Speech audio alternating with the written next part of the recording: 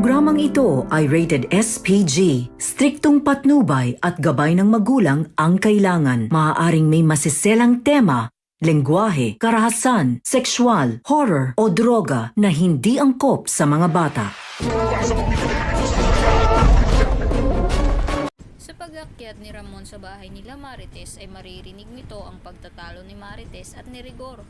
Pero ang hindi niya alam ay nakita na siya ni David na nakalabas na sa kwarto nito at nang makilala siya nito ay agad siya nitong tinawag at tinanong kung ano raw ang ginagawa nito sa bahay nila.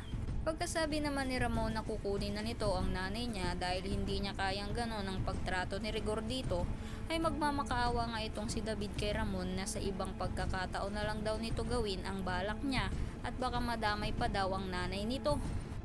Todo pigil nga si David kay Ramon at may paiyak-iyak pa ito kay Ramon dahil alam nito na sa oras na mabuksan ni Ramon ang kwarto na iyon ay siguradong matatapos na din ang pagpapanggap nito. Samantala, nakarating na nga itong si Tanggol sa barangay nila at galit na galit nga itong susugod sa bahay nila, pero bago pa man makarating sa bahay nila ay nakaalis na nga itong si Rigor papasok ng trabaho. Pag-akyat nga ni Tanggol sa bahay nila ay makikita ito ng kanyang lola Tinding at galit na tatanungin niya dito kung nasan daw ang peking tatay niya. Naisip naman agad ni Tinding kung anong binabalak ni Tanggol, kaya sinabihan niya ito na wag daw nitong ituloy kung ano man ang nais niyang gawin sa peking tatay niya.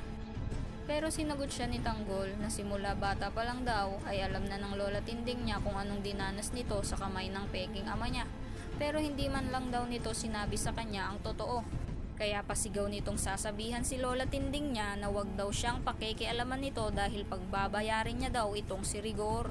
Nang makababa nga ng kanilang bahay itong si Tanggol ay wala itong gagawin kundi sirain lahat ng kanyang makikita sa daan at dagdag pa nito hihintayin niya daw makabalik itong si Rigor dahil hindi daw siya aalis doon hanggat hindi niya ito napaghihigantihan. Talaga nga namang kinainan ng galit ang puso nitong si Tanggol.